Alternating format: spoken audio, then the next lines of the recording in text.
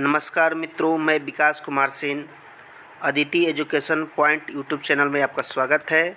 आज हम लोग क्लास 8 के साइंस सब्जेक्ट से प्रथम चैप्टर फसल उत्पादन एवं उसका प्रबंधन के बारे में क्वेश्चन आंसर करने जा रहे हैं। तो आइए ध्यान से हम लोग सारे प्रश्नों के हल करते हैं एक एक करके। सबसे पहला प्रश्न है कि उचित शब्द छांटकर रिक्त स्थानों की पूर्ति कीजिए। तो पहला क्वेश्चन नंबर 1 है कि एक स्थान पर एक ही प्रकार के बड़ी मात्रा में उगाए गए पौधों को ... कहते हैं। क्या कहते हैं? तो इसका सही उत्तर हो जाएगा फसल कहते हैं। क्या कहते हैं दोस्तों? फसल कहते हैं। ख नंबर क्वेश्चन है फसल उगाने से पहले प्रथम चरण मिट्टी की ... होती है। तो क्या होती है? तो इसका सही उत्तर होगा तैयारी होती है। क्या होती है? तैयारी होती है। क्वेश्चन नंबर ग है क्षतिग्रस्त बीज जल की सतह पर ... लगेंगे। क्या करने लगेंगे? तो जितने क्षतिग्रस्त बीज होते हैं, जो हल्के बीज होते हैं, वो जल की सतह पर तैरने लगते हैं। अगला क्वेश्चन है फसल उगाने के लिए पर्याप्त सूर्य का प्रकाश एवं मिट्टी से ... तथा ... आवश्यक है। तो पहले में हो जाएगा पोषक और दूसरे में हो जाएगा जल।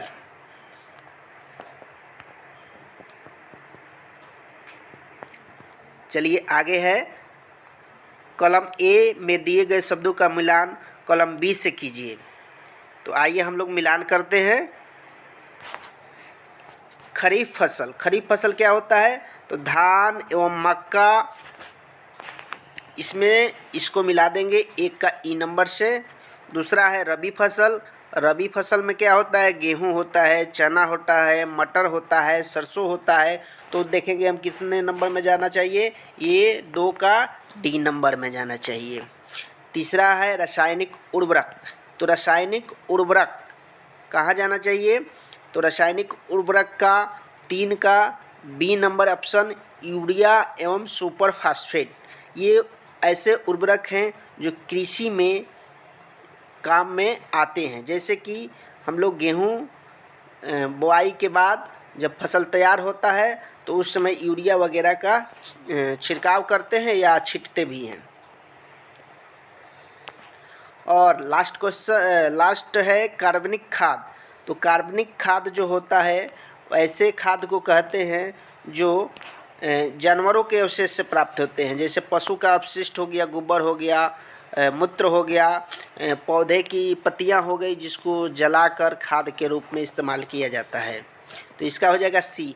हमारा एक ऑप्शन जो ए नंबर है वो किसी में इसका मिलान नहीं करना है, बस इसको ऐसे ही छोड़ देना है।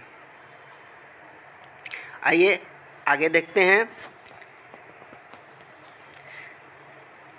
दे रहा है ये निम्न में 2 उदाहरण दीजिए।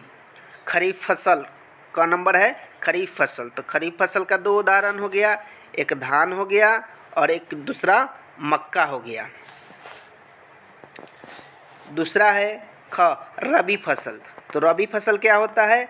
रबी फसल गेहूं होता है और दूसरा चना होता है। इसका 2 उदाहरण हम लोग दे दिए। नेक्स्ट है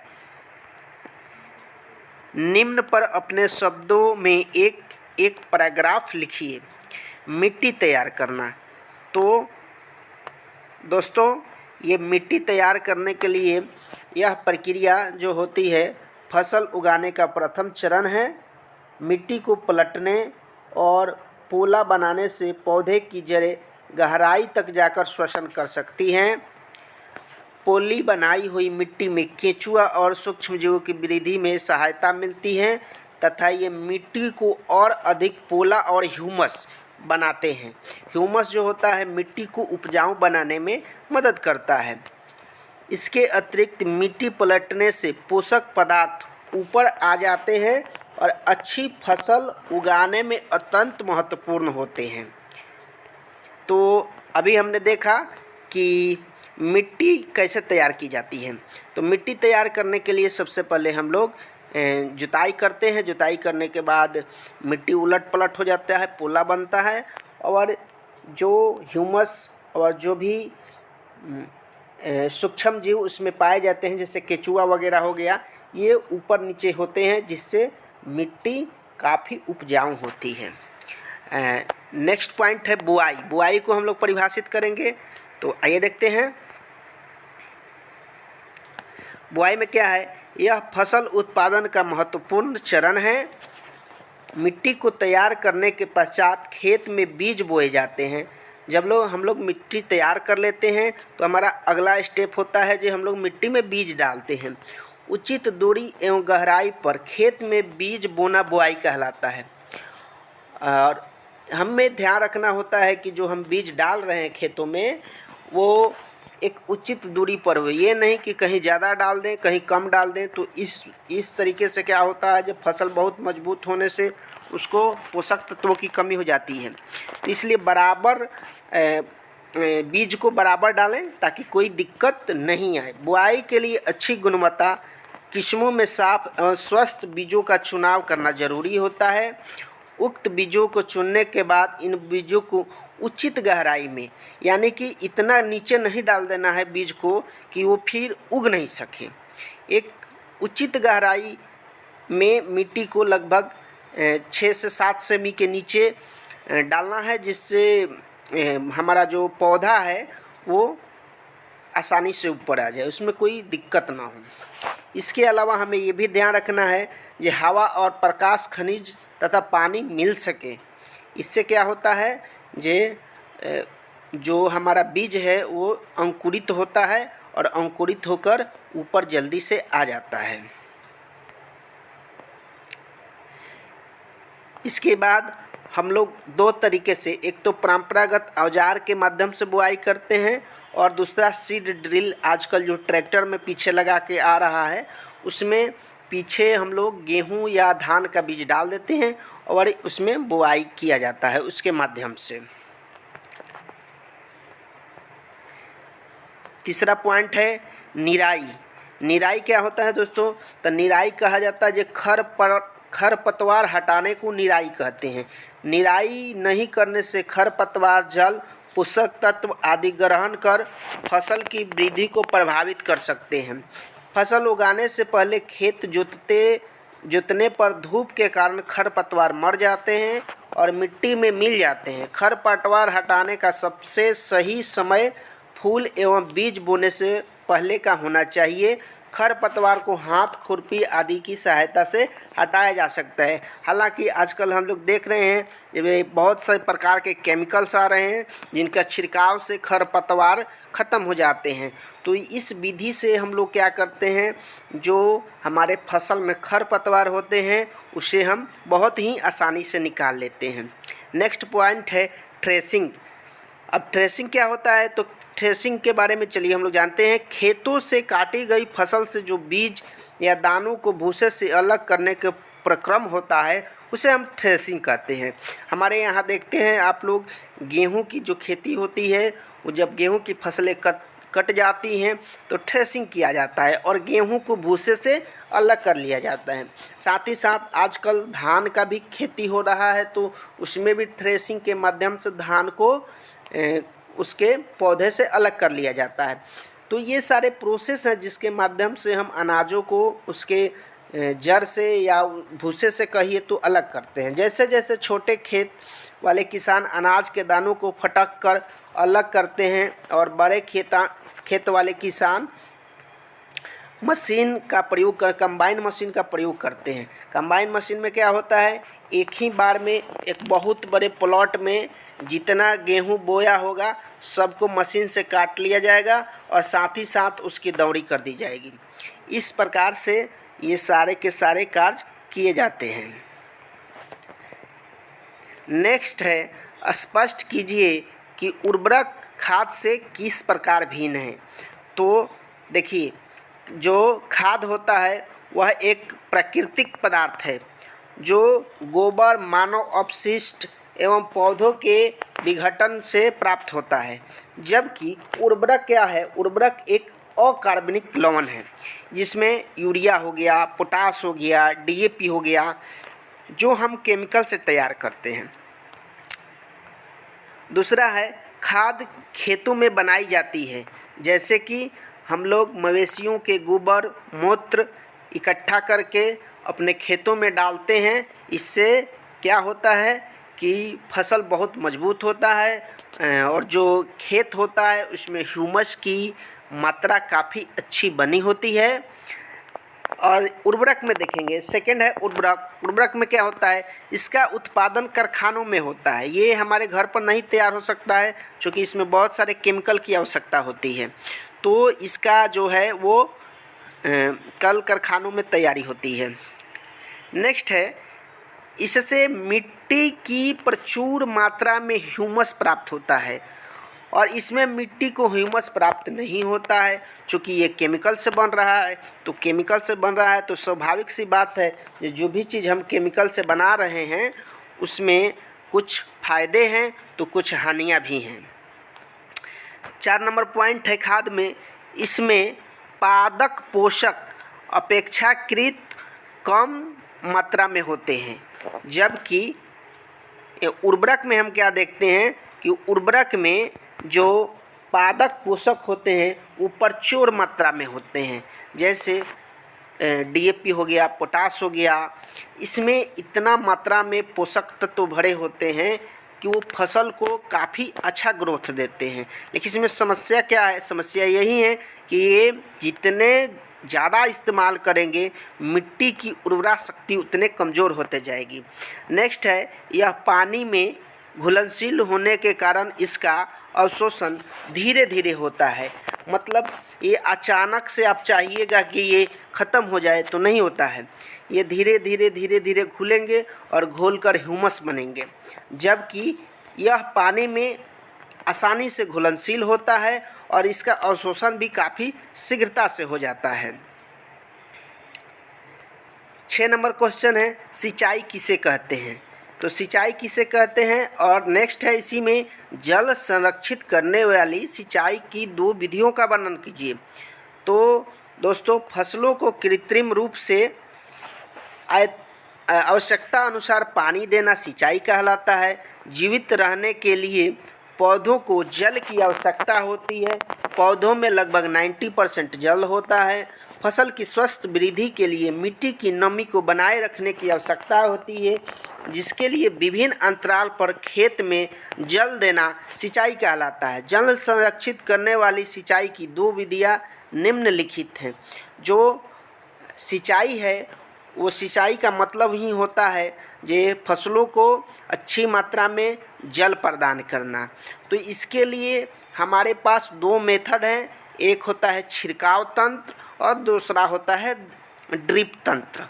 तो दोनों माध्यमों से हम फसलों को काफ़ी अच्छे ढंग से सिंचाई करते हैं। छिड़काव विधि में क्या होता है?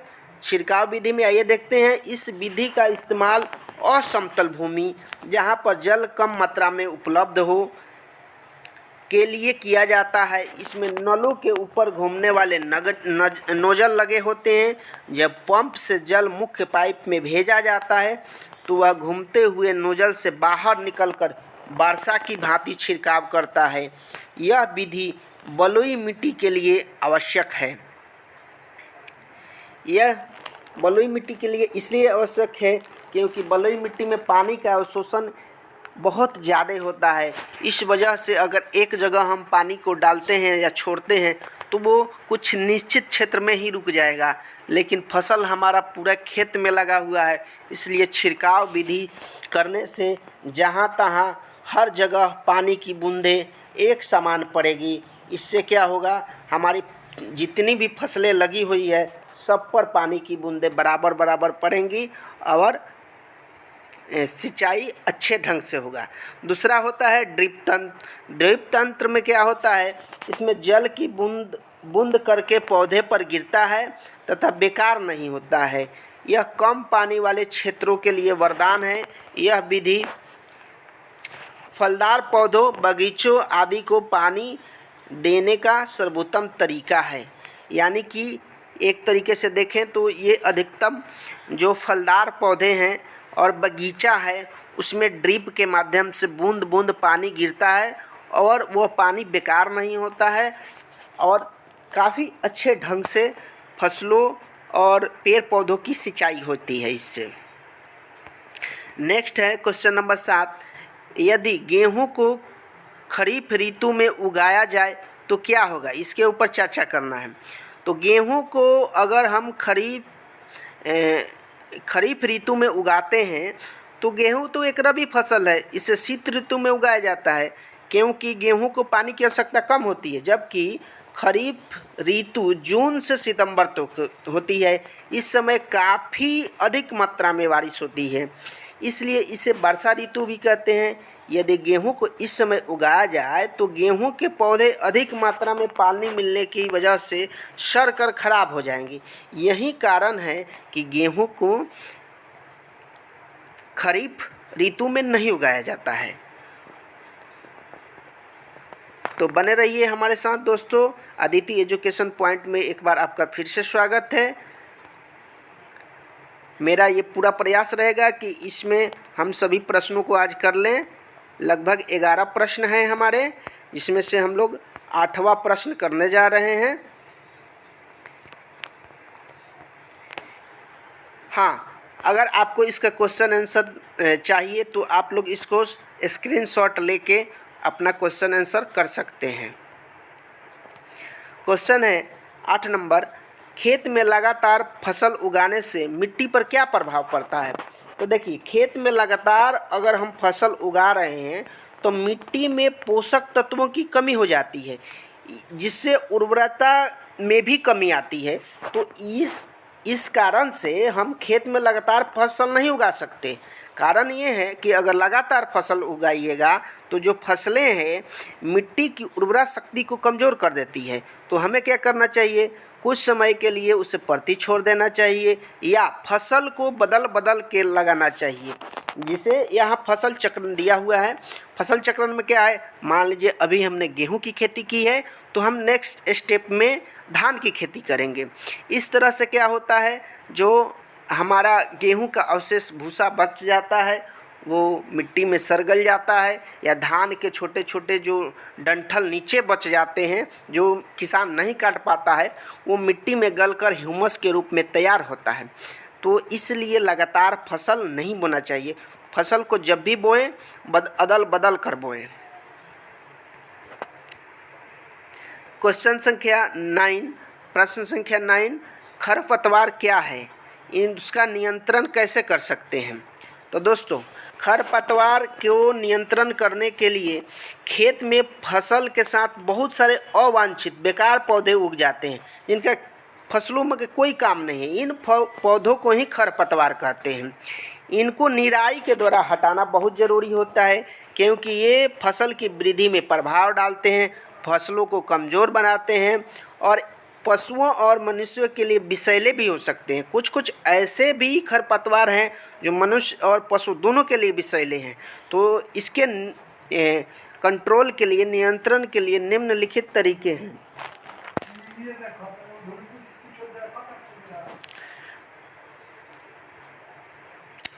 नेक्स्ट है, फसल उगाने से पहले खेत जोतकर इससे खरपतवार पौधे सूखकर मर जाते हैं। जैसे हमने धान की खेती की है तो उसे हमें तुरंत जोतकर कुछ दिनों के लिए छोड़ देना चाहिए। इससे क्या होता है, इससे जो पौधे अवांछित पौधे हैं वो सूखकर मर जाते हैं। सेकंड पॉइंट है, फूल एवं बीज बनने से पहले हाथ से खुरपी आदि की सहायता से पौधों को उखाड़ कर, यानी कि जो अवांछित पौधे हैं वो खुरपी की सहायता से हम फसलों में से उसको निकाल लेते हैं। जब अवांछित पौधों में बीज लगे इससे पहले ही उनको उखाड़ लेना ज़रूरी होता है। खरपतवार नाशी रसायनों का उपयोग कर इसमें खरपतवार पौधे मर जाते हैं। इसके अलावा हम लोग कीटनाशक का उपयोग करते हैं। कीटनाशक का उपयोग करने से क्या होता है कि जितने हमारे ये अवांछित है जो भी हैं वो सब कीट वो सब पौधे जो अवांछित पौधे हैं वो सब के सब मर जाते हैं। प्रश्न संख्या 10 है, निम्न बक्सों को सही क्रम में लगाकर इस प्रकार लगाएं कि गन्ने की फसल उगाने का रेखा चित्र तैयार हो जाए। तो चलिए पहले हम देखते हैं जो पहले क्या काम करते हैं। ये दिया हुआ है ऑप्शन 1 में, फसल को चीनी मिल में भेजना, सिंचाई, 3 नंबर में कटाई, 4 नंबर बुआई, मिट्टी तैयार करना, 6 नंबर खेतों की जुताई करना, 7 नंबर खाद देना। तो दोस्तों आइए हम देखते हैं बारी बारी से। तो सबसे पहले हम लोग क्या करते हैं, तो सबसे पहले हम लोग करते हैं ये मिट्टी तैयार करते हैं। क्या करते हैं, मिट्टी तैयार करते हैं। जब मिट्टी तैयार हो जाएगा तो क्या करते हैं, खेत की जुताई करते हैं। खेत की जब जुताई हो जाती है उसके बाद उसकी बुआई करेंगे, फिर उसमें क्या करेंगे, खाद देंगे, फिर क्या करेंगे, सिंचाई करेंगे, उसके बाद कटाई करेंगे और लास्ट में उसको चीनी मिल में भेज दिया जाता है। तो ये कुछ प्रोसेस होते हैं। नेक्स्ट है प्रश्न संख्या 11, नीचे दिए गए संकेतों की सहायता से पहेली को पूरा कीजिए। सिंचाई का एक पारंपरिक तरीका। तो आइए देखते हैं, ये जितने कोष्टक ये बने हुए हैं, र के साथ तो हम वी लिखते हैं तो क्या बन जाता है, रबी। अच्छा, उसके बाद रबी किस विधि से, तो रहट विधि से हम रबी की सिंचाई कर सकते हैं। इसके अलावा ये जितने भी हैं इसका आप लोग स्क्रीनशॉट ले सकते हैं। हम जूम कर देते हैं, जूम आउट कर देते हैं जिससे आपको स्पष्ट दिखाई दे, और इस सारे प्रश्नों को उसी में भर देना है। जैसे खरीफ नीचे आके बन गया फसल, यहाँ से 2 नंबर नीचे एरो की तरफ आएगा तो ये बन जाएगा पशुपालन। इसके बाद ये 5 नंबर जो लाइन हमारा है वो सीधे देखिए बन रहा है उर्वरक। क्या बन रहा है, उर्वरक। इसके अलावा ये कटाई, और इसके बाद सबसे नीचे बन रहा है निराई। तो इसका आप स्क्रीनशॉट ले सकते हैं। और इन प्रश्नों के साथ ये हमारा आज का सेशन ख़त्म हुआ। तो आशा करते हैं आप लोगों को संतोषजनक उत्तर प्राप्त हुआ। और एक बार आप लोगों से पुनः गुजारिश है, अदिति एजुकेशन पॉइंट को अपना सहयोग दें, और इस छोटे से सहयोग से आप लोग हमारे चैनल को आगे से आगे लेकर जाएं। बहुत बहुत धन्यवाद।